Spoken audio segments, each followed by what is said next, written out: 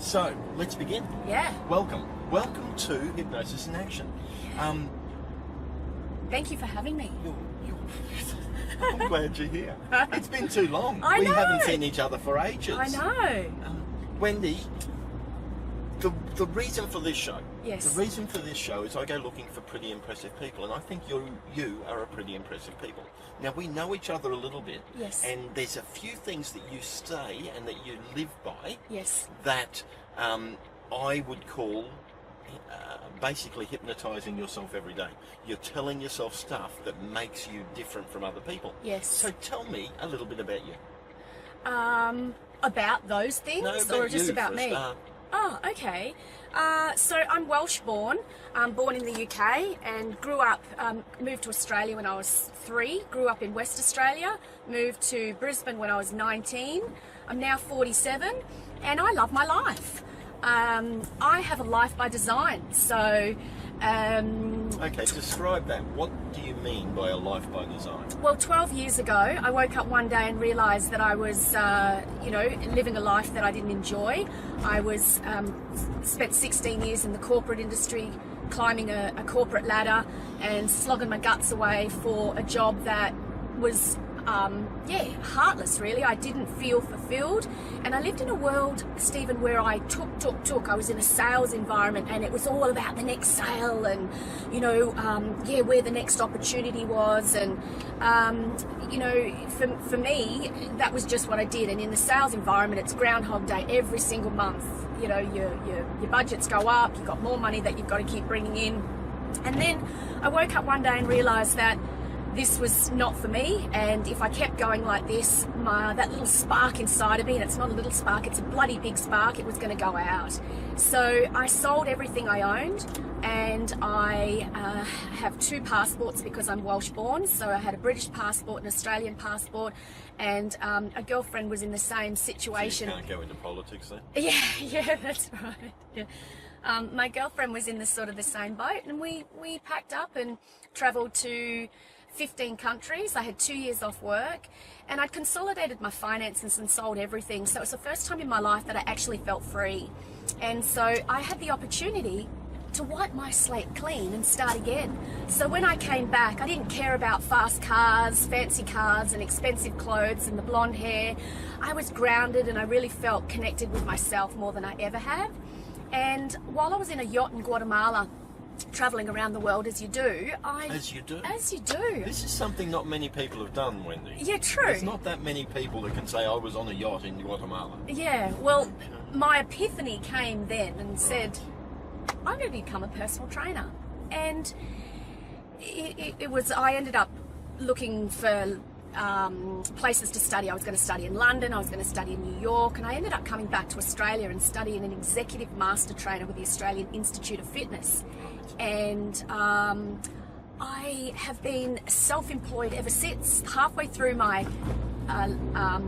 course of becoming a PT, one of my girlfriend's mums was just about to get my girlfriend was getting married, and at her wedding I met her mum, and she was just about to move into this massive big brand new apartment block in the city called Skyline Apartments. So I went in and started training her, and I asked if I could, because they had their own gym there, and I asked if I could put a few flyers in the letterbox. And that's how I first kicked off. I then had 8 clients out of this one building, and there was born High-Rise Fitness. Okay. So I used to train people in their own private high-rise buildings, and then I ended up use the gyms in and the use buildings. their gyms in the buildings. Oh, and then that's pretty smart. Yeah. Then I had 9 subcontractors working for me, all doing the training, because then I was pregnant, right? So 3 months after becoming a PT, I fell pregnant. I've been on my own since I was 6 weeks pregnant. So that's what supported me all the way through my pregnancy, was having subcontractors that actually trained the clients that I would find. So, yeah. Okay, so train the clients that you would find. Yeah. So I would... And you would find them by putting letters in mailboxes? Yeah, yep. Okay.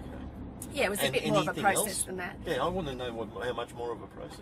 Oh, well, so the process was that I would get the phone call, I would go round, I would do a little complimentary session, I would sign them up with the right PT for them.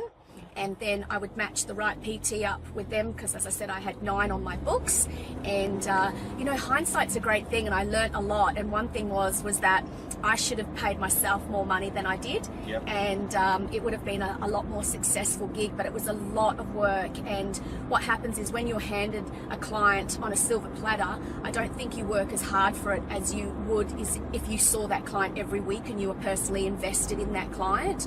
And so what I found is that client retention wasn't very strong, whereas, you know, personally, I have had my longest client I've been a PT for 10 years this year, and I've had my longest client for 8.5 years, and then 7 years, 6 years, 5 years. I've had clients for a long time, because I care for my clients, and I think that was what was missing with this subcontractor agreement that I had, even though I tried to you know, implement some things that would help.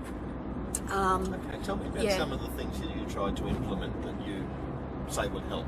Yeah, so I would try to implement things like, so in a particular month, so if they had 10 clients that was given to them, and they only invoiced me for 8, then they wouldn't get that certain rate. So if you invoiced me for 10 clients, you get this rate. If you invoiced me for 15 clients, you get this rate, and 20 clients if you got this rate. So what I encourage them to do is to, if they were given 10 clients, they needed to train every one of those clients every week. So it was their responsibility to make sure that that client trained. Yeah. And then they would keep that higher rate. And it wouldn't just be for that client, it would be for every client that they trained, they dropped down to that next rate. Okay. So that was one of the things that I did. But getting back to the Life by Design, so what happened is, then when, you know, as a single parent, I then was able to choose the hours that I worked, choose the days that I worked, because it was in and around Piper's kindies and, you know, some childcare that I got. And did you deliberately name your daughter after a witch? No, I didn't deliberately name my daughter after a witch. I named my daughter after a little girl that I met when I was about, I reckon, 25. And I went to this barbecue, and I didn't know anybody at this barbecue. But there was this little girl that latched onto me, and she was so cute. And I remember being on this jumping castle, you know, those blow-up ones. And I was holding her hands, and we were jumping, and she was throwing her head back, laughing. And as I said, she just leached onto me this entire barbecue, and she was so goddamn cute, and her name was Piper.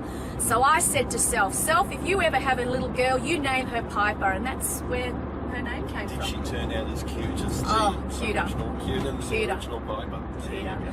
And her middle name is Gillian. So my mum died when I was 11 months old, and so I've named Piper's middle name after my mum. So Piper Gillian Barron. It's a beautiful name for a beautiful little girl. Yeah. Excellent. Who's not so little anymore. No. She's 9 in July, and she's at my shoulder. But you know what, Stephen? I make everyone look tall. You are a little bit of a pocket rocket, yes. That is for sure. Yes. Yeah. So yeah, back to the Life by Design. So yeah, I really feel that you know, I was in control, as opposed to before I left school and sort of fell into your first job and then another job. I really made choices that suited my lifestyle, and you know, I even get to choose the clients that I want to train, right? So and you know, in the last 18 months, I have pretty much you know, had a big growth spurt because I've increased my network, and I've really stepped up and decided that I wanted to do something different, and move from that one-to-one model to that one-to-many model. And so that's the transition that I'm sort of in now. You're in now? Yeah. So, High-Rise Fitness, let's go back to that. Yes. What's ended High-Rise Fitness?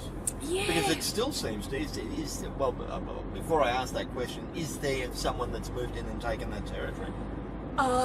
Yes.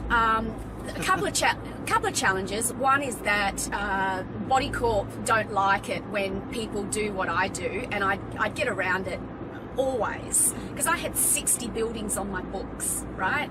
And there was, you know, if they were gated, it was hard to get in and put the flyers in, but then you'd sort of know someone, and there were ways of getting into the mail rooms. But a lot of people are doing it. There was a lot of people that were doing it. So not saying it was competition, but what I realized, I thought that I needed a business partner, okay? But in hindsight, I needed a PA, right? I needed an assistant. Yeah. So I got a beautiful young girl who I went to college with. I got involved with her. She bought into the business. She was 20 years younger than me. She was a fabulous, beautiful person, a wonderful personal trainer, but didn't have a lot of life skills or business skills. Yep. And, you know, personally, I felt I carried her for 2 years. So it wasn't the best decision. And of course, then I had to share the profits. And I already had a contract at the Green Slopes Private Hospital, which was a contract that I had. And it just went sour when I said that it wasn't working. She wanted to go on holidays for a month, and I'm like, I'm not carrying the business for a month, you know, by myself. And so, yeah, it kind of went a bit sour. Then she wanted me to buy it out and, you know, pay like $50,000 to buy it out. I'm like, the business isn't even worth that. If we divvy up the clients, let's just walk away from it. But she had her grandfather in her ear, and he was like, no, you know, go for blood. And so her lawyers were involved, and in the end it was like, okay, you know, you can buy me out for $1. And she didn't even do that. In the end it was dissolved. And then I walked away with my clients, and of course the contract at the Green Slopes Hospital. There was a handful of clients that were still involved with High Rise Fitness, and I had a couple of subcontractors that were still working for me as well. And you know, one of them stayed on, I reckon, for about 2 years after that. So, you know, anyway, the lesson for me, I felt, was that at the end of the day, it's really hard to manage other people. And then I got an assistant. I had an assistant that used to work for me part-time, and that was fabulous, just to help out with all of the office work. Yeah, I then, you know, developed Mind Body Space. So Mind Body Space evolved out of the back end of High Rise Fitness dissolving. And for me, Mind Body Space is pretty much more about what I'm about, that mind, that body, that space. And that's that space between our mind and our body, but also our personal space plays a big part in how we live our life, because I'm very holistic in my approach. And well, let's talk about that. Let's talk about that space between your mind and your body. Okay. How do you actively, do you actively look at it and say, I need that space there, or are you trying to find a path between the two? No, what I say is I talk about the 5 essential pillars to well-being. And those 5 essential pillars are nutrition, movement, mindset, sleep, and space. So that's our space in which our personal environment. So, you know, if you live in a decluttered home, your desk is a mess, you're busy being busy, your car's a mess, your clothes all look ratty, well, that's an indication of how your space is. So if you, and I'm not saying that that's a bad thing, I'm just saying that it's often not constructive. Yep. And it sort of is a reflection on yourself. And I also say that how you approach a training session is also how you approach life. If you are a go-getter and you're going to smash your session, that's how you smash life. If you sit back on your loins and just cruise through your session, that's how you treat life. So often a direct representation. So that space for me, I feel, is really important. So sometimes most people, when they come to see me as a PT, they approach me through that pillar of movement. And through movement, I help them with all the other pillars. But what I say is that you can enter that space in anywhere, enter the pillars from any source. So sometimes clients come to me and we do light movement because they haven't done some. Well, we start in, let's do a declutter. So they'll declutter their kitchen, they'll declutter their linen closet, they'll declutter their wardrobe, they'll declutter their pantry, they'll clean their desk, and holy shit, it changes their life. They're like, wow, I've got so much more structure and routine, because structure and routine is your friend, right? Yeah. When you're trying to balance all of these things in life to create a healthy lifestyle, often, we've gone black on that one again. That's fine. Yeah. It's just what happens. These other two will be the ones that take most of them. And of course, I said that as we went under a bridge. Yeah. Yeah. So there you go. Yeah, it's I think even through as I say, through nutrition. So some people, because nutrition is 80% of weight loss and 80% of becoming healthy.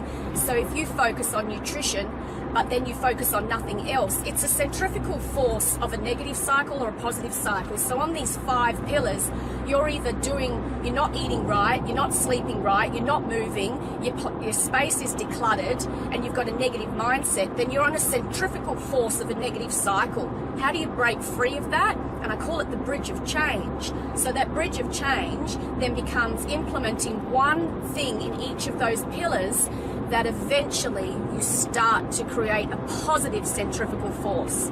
Yeah? Makes sense? Makes sense. So tell me how you began your change to the way you are now. Mindset. That's it. Mindset. Did you have a vivid picture of where you were going to, and where were you? I was lost. Lost in terms of didn't really have a vision. I tell you what, having my daughter grounded me. Okay, that's number one. I was a big traveler. I love to party. I've been conscious of my nutrition for a number of years, because when I was 19 I was diagnosed with celiac disease, so I'm a celiac. I live on a gluten-free diet. Also the last, I'd say, 5 years I've eliminated dairy from my life, and so I'm very conscious of my nutrition, and I eat to feel good and healthy, and I love that aspect of it. So that's always been embedded into me. But I suppose since I had Piper, she grounded me, and I really started to, and also I have to sometimes have a good look at myself and remind myself, shit, I've been in business, I've been self-employed for 10 years. I've bought my own home, I've funded holidays, I've done it all on my own, and I'm pretty proud of that.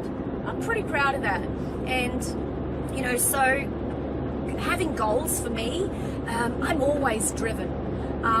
Okay, so let's talk about that. Having goals, always being driven. Yeah. Does that goes right back to your days as a salesperson in corporate? Yeah, well, I think to be a salesperson, you've got to have some get up and go.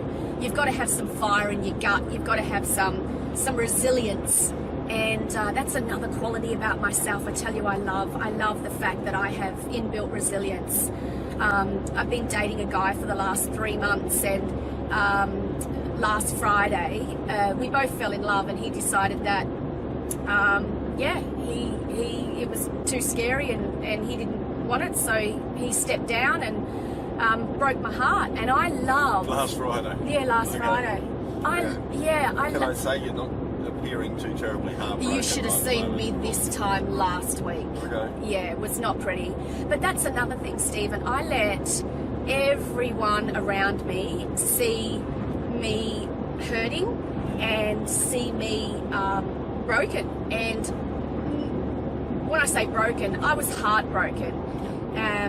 And that's something that the old Wendy would never have done, is allowed anybody to see me in that state. I would normally have adjusted my superwoman cape and, tightened it up, and off I would have went. But this Wendy is authentic, transparent, and I have never felt more loved and supported than I do now in my life. So, and that's not to say that I'm not giving up on the quest for true love, because I am not. If anything, it's given me more of a taste and a desire for it, because I have had a taste of what it's like. And, you know, and I think for me, as a strong woman, I'm, you know, I don't need a man to provide for me financially or you know, to give me a child or to put a roof over my head. I've got all of that stuff. I'm looking for true love. I'm looking for a companion. I'm looking for, you know, yeah, best friend. And so. And is that out there? Absolutely. You know why? Because I believe it's out there. Right. Yeah. Yeah. Don't you believe that it's out there for everyone? You found it. Why shouldn't I, right? Why shouldn't you? Yeah, exactly. Yeah, exactly. So what now? What comes next? I know you've got all your business stuff. You're writing a book. You're doing a program. What comes next for you? Well, yesterday I went out and I actually did something I haven't done for a long time. I bought myself new clothes. I went and bought 7 new, because I live in active wear, 7 new leggings, 6 new tops, new socks and a new pair of shoes, and I feel like a new woman. So I went and spoilt myself yesterday, and I'm also going to buy myself a new car because I want to feel life's too short, you know, life's too short. So yeah, I want to get a new car, and I've got some travel on the cards. My sister's coming from the UK in September, so got a holiday coming up, hanging out with the fam, and you know, So you were a big traveller. Yes. Before Piper. Yeah. So now that she's reaching that age of craziness, yes, does the travel start again, or has it already started again? No, well, I've taken her to the UK, so we've been to the UK to see my family in Wales, and my sister lives in London, and also I've got my dad's side of the family in Birmingham, so we've done a trip all around there, and that was, and being self-employed as well, it's tough to take a month off, and I did. So that was when she was 4. So not that sort of style of travel, but yeah, like being able to take her to, you know, to Darwin, which is where my sister and my brother-in-law want to go this time round. Yeah, that's what we're looking at doing, is having a trip to Darwin. So yeah, she's at an age where I think she'll enjoy, you know, I take her to Tangalooma every other year, and that's kind of, you know, her ideal holiday as mine. Right. Swim with the dolphins. Swim with the dolphins, swim in the pool, hang out at the beach. You know, I love Tangalooma. They've also got these, we run up and down the dunes, and we, on a piece of cardboard, just, woo, that's so much fun. And last time we went, I took a little friend with Piper, so she had someone to play with, and I got to read 2 books in 7 days. Oh, so that, cool. to What me. books were they? Oh God, what books were they? I can't Were even they remember. trashy fiction? No, I don't do trashy. I like to read things that, you know, either they make me feel good, that add some value to my life. So I like to read biographies and autobiographies, and you know, yeah, things that have some sort of history in them as well. I like Jodi Picoult's books because she often has a particular subject matter that's often a controversial subject matter, and she does a lot of research on it, and so, you know, I enjoy that aspect of it. Yeah. Favourite book? Favourite book? What's my favourite book? I do have one, and I'm just trying to think of what it was. I'd say my favourite author would be Jodi Picoult. Yes. And My Sister's Keeper, was that one of her books? yeah, that was one of her books. Yep. Yeah, I did read that.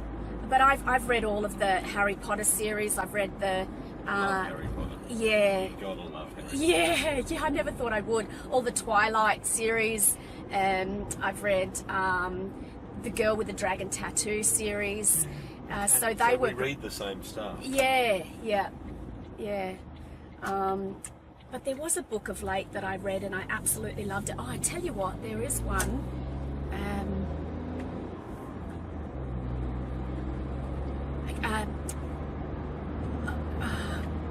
Queen Joan. Oh. Thank you. Just seeing you struggling to find a book's name makes me feel so good. Yeah. Because I read a lot. Yes. I never remember the names. Same with movies. Yeah. And some people not only remember the names of movies, they remember the actors. Yeah. They can recall scenes, and I'm like, who's got that room in there? I will often quote lines from movies. Okay. And then I'll be able to see the movie, and I'll be able to see the actor, and I won't know the name of the actor, and I won't know the name of the movie. Right. And it'll take me 10 minutes to work out what it was. Yeah, King Joan. I think it's King Joan, but it was so... It's not that, but it was based on, again, history, where this particular king was a girl. It was not. It was a girl, not a boy, Yeah. and it was just a phenomenal story about history and how this particular woman fooled all of these men into believing that, she was a boy. And then, would you believe, there is this piece of equipment that was made where it was a seat with a hole in the middle of it. So each time a new king was ordained, they would actually look up in between to make sure It was a boy. it was a boy. And that was all because of her. Yep. Okay. And did that turn out to be one day later the toilet seat? yeah, maybe. It was like, hey, this is pretty handy, isn't it? Yeah. So you spend a lot of time with different people, and generally people that are struggling to, probably struggling with body image and struggling to make their body into the image that they want it to be. Yeah, I wouldn't even say that it's also about body image, Stephen. I really believe that it's about people that are really, at the end of the day, wanting something different, and that's to feel different, to look different. Like I've got clients that it's not about their weight loss. It's just about how they feel, because when we move, it changes our state, our mental state. So you'd agree that if you were just to sit here stagnant, there's only so much, positivity the mind, and so much motivation and being positive can help. So self-motivation and positive thinking is one aspect, but without movement or without action, none of that really goes anywhere. There's only so half of the equation is from a mental perspective, but the other half is a physical. And we call that action in business. So if you want to go from here in business to here, you need to take massive action, and that's through what it is that you do. It's through moving. It's through from being in this place in business to this place, and you need to move and create action. So in people's lives, do you have to have that massive action? Well, yeah, you can't sit here and say, I want to be here, and hope that just because you think it, that's where you're going to get. You need to move. And in order to do that, I believe that daily movement, that could be a walking the dog, it could be walking, just taking a walk. It doesn't have to be, a gym session or, a group fitness class, whatever movement, or yoga, whatever it is. But we are not designed to be sedentary creatures. And there is things that happen within our body, like you want more energy, move.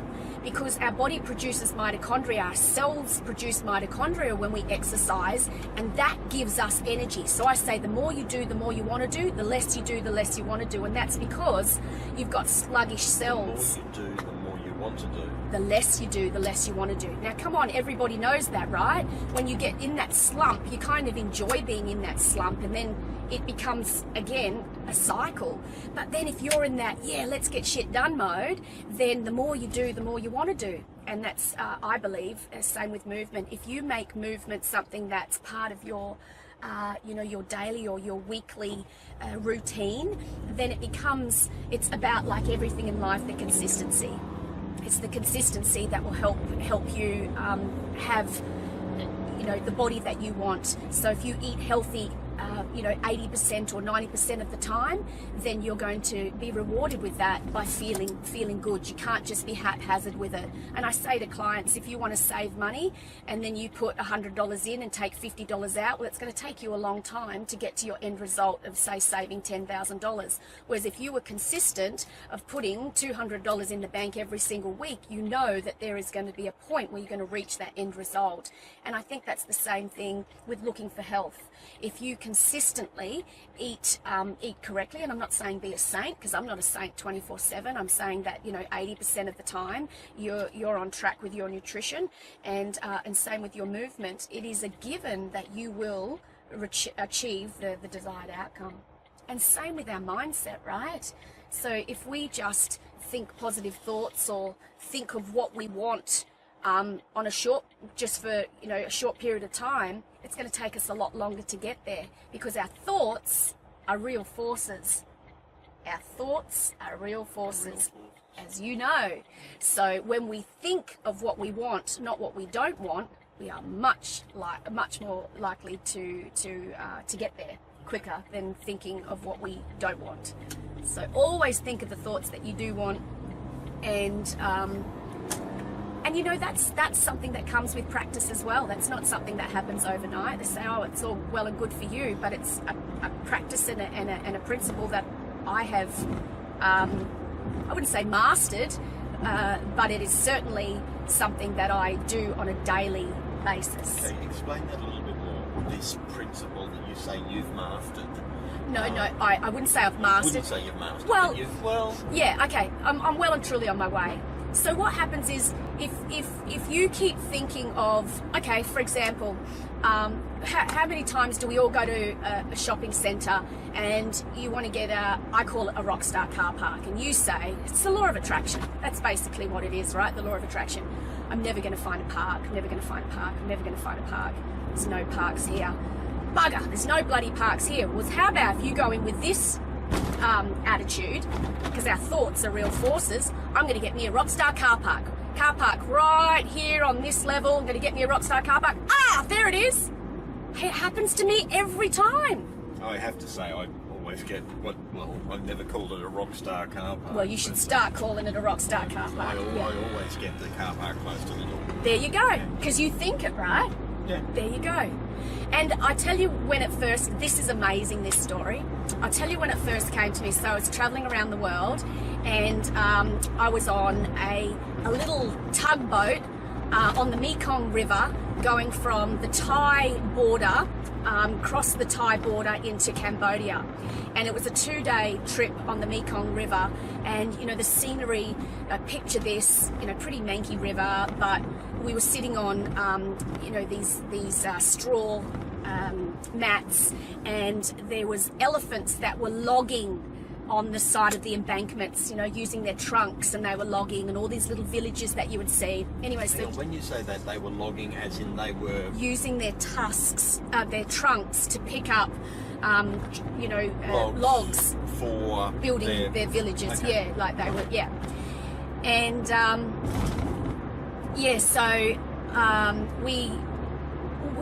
there was this little book that I had, and it was The Secret. And I remember reading a section in it about talking about the law of attraction, and it said, try it, just try something. Well, as I said, I have celiac disease, and when you travel, it limits, especially to a lot of places around the world, it does limits my nutritional intake, right?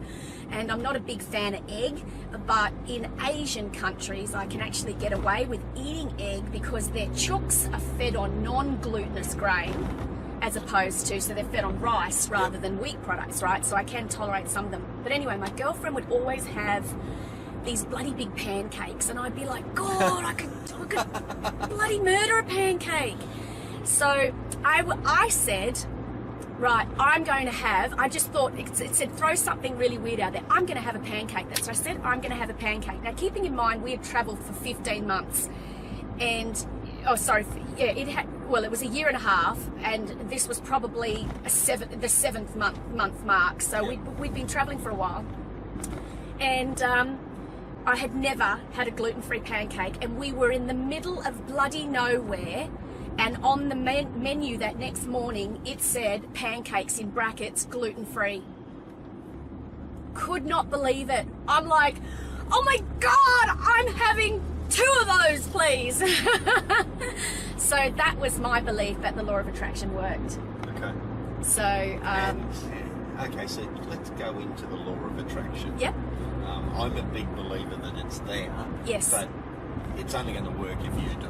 Yes, correct. You know, sitting on yes. the couch and thinking about gluten-free pancakes isn't going to have one float through the air. Yeah, yes, that's right. Yeah, that's so true. So again, it's that action. Okay, so it's the again, it's that thought process. So I have a principle every morning or a ritual I should say, every morning that I do, and that's I focus on 3 things: gratitude, and affirmations or productivity statements, and visualization. So those 3 things, you know, to be grateful and it attracts abundance. Okay, so there's only so much that you can, if you're always thinking of lack, then you will attract lack. So when you think of abundance and are grateful for everything that you have, you will attract more of those things. So that's gratitude, right? And I'm grateful for absolutely everything. When I was traveling, again, I would have I owned nothing, which I loved, and I would be grateful for the travel buddy that was sitting next to me. I would be grateful for the clean undies that I had on because nothing else in my backpack was clean. I would be grateful for the food that I just ate. I would be grateful for the amazing experiences and the sights that I would be seeing. I'd be grateful for the food that I ate, you know, all those sorts of things. So I got the opportunity to come down to grassroots and feel what to be truly grateful for living or being alive was all about. And now I'm grateful for the little red car that's, you know, really, really old but still gets my daughter and I from A to B. I'm grateful for all of the beautiful clients that I get to empower and train and motivate on a daily basis. And, you know, I'm grateful for the home that I've bought. You know, I think that attitude attracts more richness into your life. So, and then the affirmations and the productivity statements will to affirm, and again, this is that thought process, to think of what it is that you want in life, not what you don't want. So if, again, in my industry, people often think, and they look in the mirror and they go, oh, I feel fat, oh, look, and they grab these, you know, they look at what they don't like about themselves. But how about change that and look at what you do like about yourself and affirm what it is that you want in your life. So I have an abundance of energy. So if you're always, I've got no energy and I look like shit, well, how about I have an abundance of energy and I look amazing? And just try that, even for a month of just saying that, and see the difference that makes to your life. Yeah? Yeah. Okay, so we've come to that point. Actually, we're way past it. I'm supposed to get to this point a lot earlier. But right. You say so many things that are so great to hear. I just couldn't stop you talking. I'm supposed to now look at you and say, what is it that you're doing to hypnotise yourself every day that makes you the way you are? Okay, and because that's my firm belief. Yeah. What we're doing, you've just been talking about it. Yeah, exactly. Your gratitude. Is a big part of your life, and you can see by the glow on your face that you really, really love everything about what's in your life. Yes. Okay, and that's people don't do that. You would know that. Yes, I do. Most people knock themselves. Most people talk to themselves and say that they are not real. Just do that and do that. And they don't live life like that. They live life believing that they are not worthy. Yeah. One thing that happens, and is spoken about a lot here, is the people you've got around you. Yes. And though I didn't dive right into it, you seem to have a lot of people around you that are doing great things for you. Yes. And you, I'm guaranteeing, are doing great things for them. Yeah. Okay. Yeah. And you're consistently looking at things as being so separate from the gratitude, you are you're positive about where you're going. You're positive about making steps, and you are actually making them. Yes. You're actually doing the work, not sitting back and just doing the thinking about doing the work, which is something a lot of people do too. Yep. So there's the three main things that I think that you're doing that are just sensational. Thank you. Just great. Thank you. Yeah, that's how I think you're hypnotizing yourself every day. Yeah, and it is a discipline, and it's something that discipline. I like that word. Yeah, well, it has to be, right? Everything is a discipline. It's about it's not about flogging yourself. It's not about going without or depriving yourself of living an abundantly delicious life. It is about saying, well, this is what I want in my life, and this is where I am. How am I going to get there? I need to do X, Y, and Z to get there. Well, I call it the JFDI, which Michelle Bridges calls it. Just fucking do it, right? That's it. But we don't. But people don't. People don't. No. So that says to me that they don't want to, that they're not worth it, they can't embrace change, they don't want to embrace change, and it's so much better to sit in this comfort zone and feel uncomfortable here than get uncomfortable for a short amount of time to experience greatness. There you go. Boom, boom. Boom, boom. And that, my friends, is a wrap. That's a Mustang there. There's a guy in my complex that drives a Mustang, and every time he pulls in and out, I go, Mustang Sally! You better slow your Mustang down. You got some pipes there. Hey, it's been I think fun. that is us. We are all done. It was so much fun. Thank you. It was good fun. Yeah. I had a great time. I've been looking forward to doing it.